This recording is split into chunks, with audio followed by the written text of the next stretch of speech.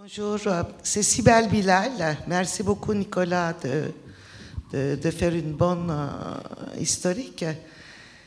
Ce qui est quand même très intéressant, c'est que j'observe, comme tout le monde dit et vous avez écrit aussi, 150 000 patients sont suivis par 20% de cabinets généralistes, ce qui correspond à 14 000 généralistes. Et qu'on continue encore à présenter des études pour les gens qui ont suivi, qui représentent à peine 10% de population suivie dans la totalité de France, qui sont dans des situations exceptionnelles, puisque s'ils n'ont pas pu accès aux médecines de ville pour X raisons qu'ils ont sous traitement substitution. Il me semble qu'il faudra absolument faire conférence de consensus, de nouveau probablement, parce que le cadre légal en France est bien modifié depuis la loi Roselyne-Bachelot, HSPTS et les notions de médecin traitant. Nous ne pouvons plus continuer de prendre en charge, à l'accompagner et de nier ou être dans négation totale que l'addiction concerne l'ensemble de tranches de population et concerne alors médecin traitant. L'exception française qui en était quand même extraordinaire, je vous rappelle Nicolas, quand on a commencé à prescription des thamgésiques, à ma connaissance, il n'y en avait pas beaucoup qu'ils étaient formés à faire. Or, en médecine générale, les médecins généralistes utilisent des traitements beaucoup plus lourds que buprenorphine ou thamgésique dans leur pratique courante. Effectivement, ils ont 2-3 patients par année de toxicomanie parce que consciemment, ils ont choisi de ne pas être spécialistes et de rester médecins généralistes. C'était les positions de réseau ville hôpital, SIDA, pas celle de toxicomanie, et je continuerai encore sur le même registre. Donc, je termine. Ce que je regrette beaucoup, que vous n'avez pas pris comme exemple les études comme Subterrès, comme ST3, qui étaient faites par les médecins de ville avec les patientèles du médecin de ville, parce que ce que vous signalez, le mésusage avec benzodiazépine, 28%, il ressort dans notre étude avec les médecins de ville. Mais les prescriptions benzodiazépine est justifiée cliniquement pour la majorité des cas. En ce qui concerne le deal ou de distribution dans les marchés, vous savez, 75% des usagers de drogue en 98 ont entré à ce traitement substitution après avoir utilisé dans les marchés noirs. Les collègues hollandais, ils appellent ça marché gris, qui a un effet bénéfique entrée au traitement de substitution avec les systèmes de soins. Parfois, il faut un peu nuancer quand on discute de mes usages. Merci beaucoup. Je ne sais pas s'il faut répondre ou juste se contenter de vos commentaires. Ou alors, juste une chose. Donc, bien sûr, je vais faire deux remarques pour rebondir, mais concernant la formation des médecins, je pense que la question se pose. Je reste sur cette... parce que les médecins généralistes, alors évidemment je ne suis pas médecin généraliste, certes, mais sont très mal formés à la dictologie. Dans la formation de base. Dans la formation de base. C'est une réalité. Enfin, vous ne pouvez pas dire l'inverse. Ou alors vous êtes tombé dans une université qui vraiment... Voilà, il y a très peu de... Donc voilà, ils sont bien formés à la cardiologie, ils sont bien formés à la neurologie, ils sont bien formés à des maladies de médecine interne qui ne verront pas souvent d'ailleurs, parfois, mais ils ne sont pas très bien formés à la lithologie en général. Je ne parle pas que des TSO, je parle en général de la lithologie. Donc c'est quand même, il y a quand même des stratégies d'entretien, de repérage, de dépistage, etc., qui sont un peu propres à la lithologie, et on ne forme pas vraiment les médecins à ça. Et concernant la prescription de certains médicaments, ben oui, effectivement, alors peut-être qu'on est probablement un peu prudent, et c'est pas parce qu'on considère les médecins généralistes comme non irresponsables, c'est simplement pour sécuriser la prise en charge du patient et sécuriser le médecin généraliste lorsqu'il va prescrire ces médicaments-là.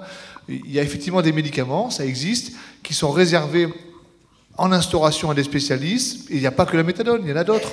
Hein, il y a des médicaments de neurologie, par exemple. Le Sativex, par exemple, si un jour il est commercialisé en France, il sera prescrit par les neurologues en première intention, puis ensuite les médecins généralistes. Donc pourquoi pas prévoir des formations? Une formation, c'est pas faire forcément une formation très très longue, je sais pas. Hein. On peut former quelqu'un à prescrire la méthadone sans faire 15 jours de formation. Mais je pense qu'il faut homogénéiser les pratiques.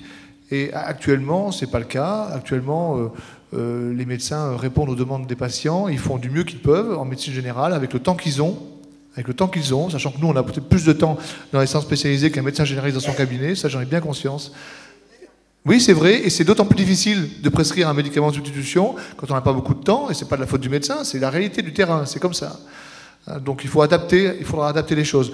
Et puis, qu'est-ce qu'on nous avait dit? J'avais une deuxième chose que j'ai oubliée. Une autre question sur le mésusage, mais je vais laisser peut-être le professeur de Mathis répondre. Oui, donc moi aussi je vais dans le sens de Nicolas Autier concernant le problème de la formation des médecins en formation initiale, où très clairement cette formation est déficitaire. On est plusieurs facultés désormais à implémenter cet enseignement justement pour sensibiliser un peu plus les étudiants et permettre à ce qu'ils soient un peu plus ouverts plus tard dans leur pratique médicale. Car on le voit, on a quand même beaucoup d'opposition, de résistance de médecins pour introduire des traitements ou prendre des relais. Ça, c'est un vrai souci. Et si effectivement il y a des zones de France qui sont clairement privilégiées, il y en a d'autres qui sont très déficitaires. Je vous ai montré donc la répartition de la cartographie française des traitements de substitution. Il existe une très grande hétérogénéité. Donc il est évident que l'accès aux traitements de substitution n'est pas le même dans les différentes régions de France. Et il est évident qu'impliquer de plus en plus le médecin généraliste est primordial car ils sont en première ligne. Donc vous avez vu que, et ça j'ai essayé de pondérer mon propos à travers justement donc les enquêtes qui ont été faites au PIDOM, parce qu'effectivement ils se sont déjà, donc les addictovigilants se sont adressés donc au XAPA, mais ils sont en train d'élargir de plus en plus, vous voyez, les populations qui sont interrogées, et puis OPEMA, qui est très récente finalement, donc justement qui s'adresse aux médecins généralistes pour savoir ce qui se passe donc auprès des médecins généralistes, ce qui permet là aussi de les sensibiliser, de les impliquer de plus en plus là aussi dans la prise en charge, et ils s'intéressent un peu plus à la problématique des traitements de substitution. Pour conclure, je crois qu'il faut dire qu'il faut que la prise en charge des patients souffrant d'addiction rentre dans le droit commun, c'est-à-dire qu'elle soit prise par l'ensemble du corps médical, mais que ceci doit être accompagné. Pour avoir présidé cette conférence de consensus il y a 10 ans, c'était la formation, y compris des gens qui utilisaient ces produits, nécessitait, nous semblait-il, d'être approfondie. Il va de soi, et je ne peux que confirmer ce qu'il vient de vous dire, que la formation initiale des médecins généralistes dans le cadre de l'addiction est honteuse en France. Oui, alors on le disait déjà lors de la première conférence, je crois. J'ai une toute petite question un peu précise sur un truc rare, mais je voudrais du nouveau, et puis en plus, comme c'est une ancienne question, j'aimerais bien avoir des éclaircissements. Est-ce que vous pouvez vous présenter? Alors, je m'appelle Laurent Gourarier, je suis vice-président du groupe d'études grossesse et addiction, et je suis membre de la SETHS depuis un petit moment maintenant. Alors, la question est la suivante. Une des grosses items avancés pour les freins, les résistances à la mise en place de la gélule de méthadone était la part relativement importante à l'étranger des enfants attirés par les overdoses chez les enfants de nos patients. Or, ça a été pas mal dit à ce moment-là officiellement, et je voulais savoir si quelqu'un avait tenu un compte des prises accidentelles chez les enfants de nos patients. Et est-ce qu'il y en aurait plus ou moins? Est-ce qu'il y a une des tendances? C'est des choses qui m'intéressent. Même si moi aussi je suis un peu préhistorique. Moi, dans le cadre du suivi du plan de gestion des risques à l'Agence nationale de sécurité du médicament, il y a effectivement un suivi spécifique sur les intoxications pédiatriques chez les enfants, c'était le cas pour les sirops, et c'était ensuite le cas pour la gélule, et c'est aussi une des raisons pour laquelle, vous le savez, la gélule, il y a eu cette nécessité de repasser par les centres, c'était pour éviter que tous les patients passent à la gélule et qu'il y ait une plus grande disponibilité et un plus grand risque d'intoxication pédiatrique, c'était une des raisons qui peut être valable, bien entendu. Il semblerait que dans les résultats du suivi annuel de la gélule, depuis qu'elle a été commercialisée, depuis 2008, il n'y ait pas une épidémie, si je puis dire, en tout cas une augmentation importante des cas. Il y en a quelques-uns, c'est de l'ordre de 2, 3, comme ça chaque année, accidentels, d'une gélule qui traîne à chaque fois systématiquement sur une table, et ça pourrait très bien être un comprimé d'autre chose, hein. Hein, ça peut être un comprimé de tertian, ça pourrait être un comprimé un antalgique commun. Donc actuellement, il n'y a pas d'inquiétude spécifique sur les intoxications pédiatriques, il n'y a pas d'alerte spécifique sur l'intoxication pédiatrique à la gélule. Et c'est une bonne chose. Il y en a déjà eu des accidents à différents produits, à différents médicaments, il y en a d'autres. Par contre, je crois qu'on peut dire, c'est que cette annonce de risque fait partie de ces espèces de fantasmes qu'on nous jette à la figure en nous expliquant pourquoi on n'a pas le droit d'utiliser ces produits en raison d'un risque hypothétique. Que je sache, il n'y a jamais eu d'explosion de pathologies liées à la consommation accidentelle par les enfants. Les parents, qu'ils soient utilisateurs de ces produits ou d'autres, sont généralement conscients et rangent leurs produits généralement correctement. Oui. Oui, je peux y aller? Oui, je suis... j'interviens? Vas-y, vas-y. Je suis Didier Gel et je voudrais vous remercier pour cette session extrêmement intéressante. Néanmoins, je voudrais rectifier quand même un point de toi, Jean-Louis, qui prétend qu'en 2004, il y avait une opposition au traitement de substitution, une remise en cause des traitements de substitution. C'est-à-dire que c'est une contre-vérité absolue. D'ailleurs, quand on voit la présentation du plan 2004-2008 de Nicolas Authier, on voit bien que le plan a tout fait de manière extrêmement active pour développer les traitements de substitution, en tenant compte d'ailleurs des avis du rééquilibrage en particulier, méthadone, Subutex, mais à une position extrêmement active pour favoriser les traitements de substitution. Et j'occupais à l'époque, à l'époque président de la MILT, et dans mon histoire, je pense que j'ai lancé un des premiers centres méthadone à Paris. Devenant président de la MILT, je n'allais pas défendre une politique contraire à celle qui m'ont motivé pendant toute ma vie professionnelle. En ce qui concerne le deuxième point que je voulais dire très court, en ce qui concerne le classement Subutex, je suis tout à fait prêt à en discuter avec Nicolas Authier. Tout simplement, ce n'était pas du tout à visée répressive. L'idée était de décourager les médecins et de dire aux médecins, aux pharmaciens, faites gaffe, c'est pas du Doliprane, et de mettre au même niveau le Subutex et la méthadone était quelque chose qui n'était pas aberrant. Et d'ailleurs, c'est une idée qui est venue en discutant avec les pharmaciens du CEIP, qui soutenaient cette voie. Alors, l'histoire a montré que c'était une erreur de communication. Enfin, c'était très difficile de communiquer là-dessus, qu'on s'est planté, je me suis planté. J'ai demandé d'ailleurs à Xavier Bertrand de laisser tomber parce qu'il y avait trop de professionnels qui étaient contre, qui n'avaient pas compris l'esprit dans lequel c'était fait. Et ça a été effectivement retiré avec mon assentiment total. Alors Didier, non, excusez-moi, il faut que je réponde à la contre-vérité.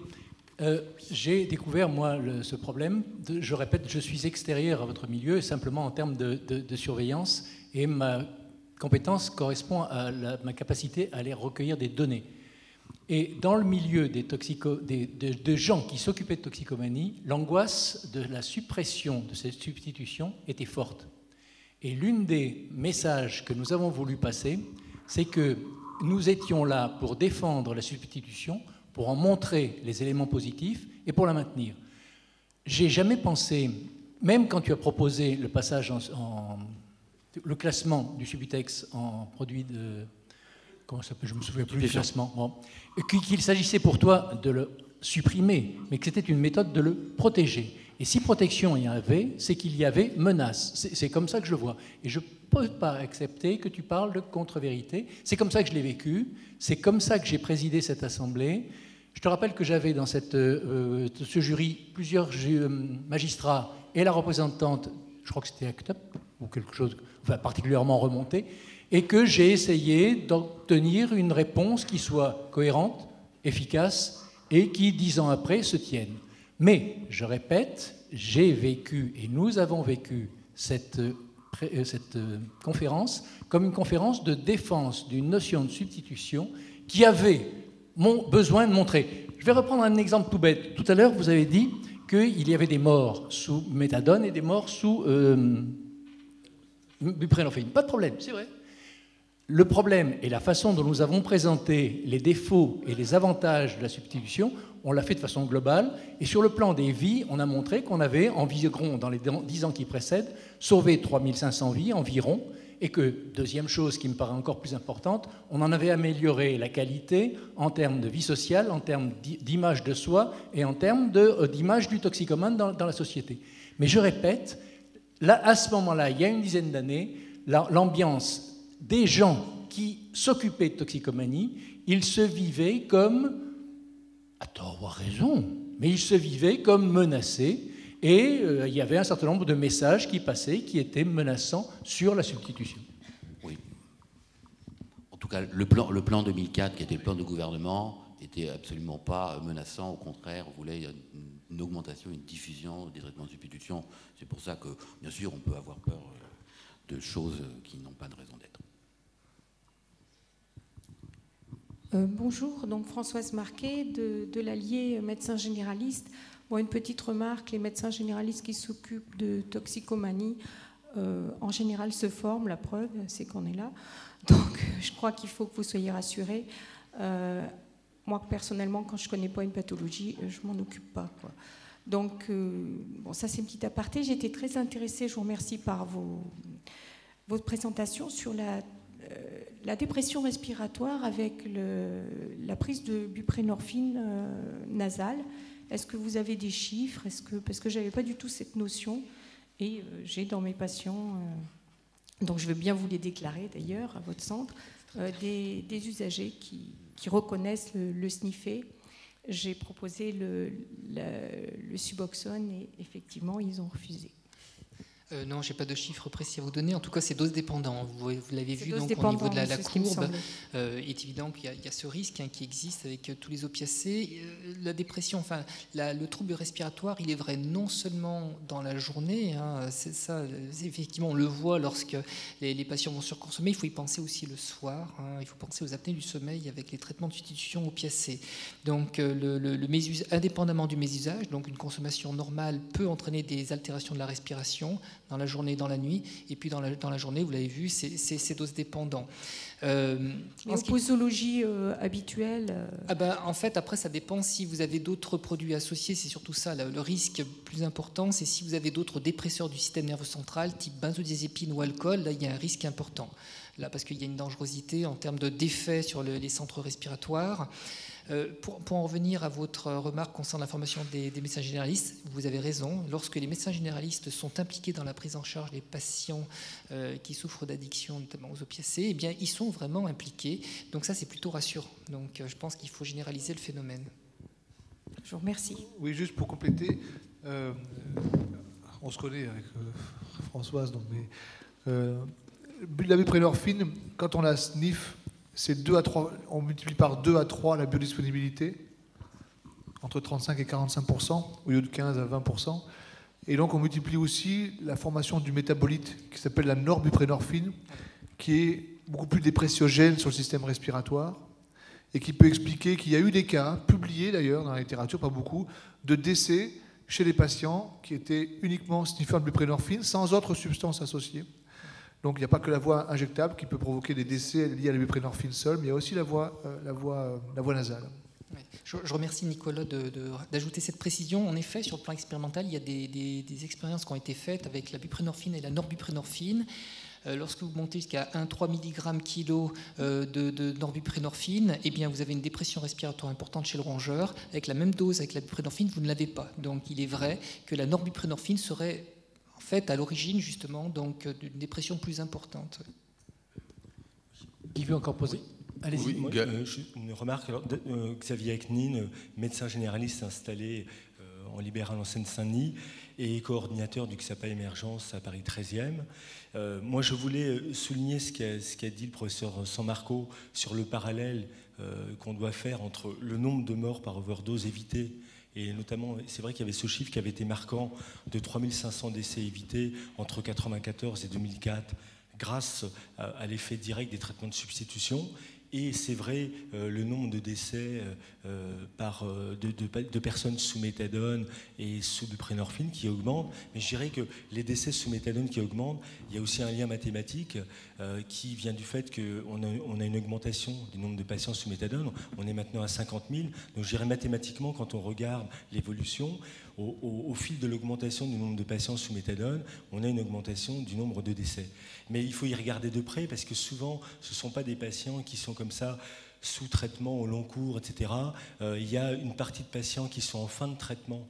Et on a déjà mis en avant ce risque-là, qui, de ce fait, perdent leur tolérance pharmacologique et ensuite, effectivement, peuvent faire une overdose s'ils rencontrent des opiacés ou s'ils prennent des opiacés. Il y a les décès accidentels, donc ça ne correspond pas forcément à des patients qui sont suivis, etc. Ce sont des profils particuliers. Enfin, sur la formation, moi je voulais dire, alors effectivement, je partage ce qui a été dit sur la formation initiale, qui est très inégale à l'université et qui est à améliorer. Mais en revanche, on peut s'appuyer aussi sur tous les médecins généralistes qui aujourd'hui ont une pratique en addictologie, qui prescrivent quand même près de 90% des traitements de substitution. Et ces médecins-là reçoivent pour une bonne part des internes à leur cabinet. Donc c'est le stage en médecine générale, des internes de médecine générale. Il y en a qui peuvent venir également au XAPA. Et je dirais que comme on va avoir besoin demain de futurs prescripteurs de traitements de substitution, parce qu'il y a un certain nombre de praticiens qui vont partir en retraite, je crois qu'il y a un bon pan de la formation qui est là aussi, qui est la formation pratique avec le patient au quotidien, parce qu'on sait bien que ce n'est pas 2-3 cours d'addictologie à la fac qui vont régler le problème. On a vraiment besoin d'une formation pratique au cas par cas qui se fait sur une certaine durée.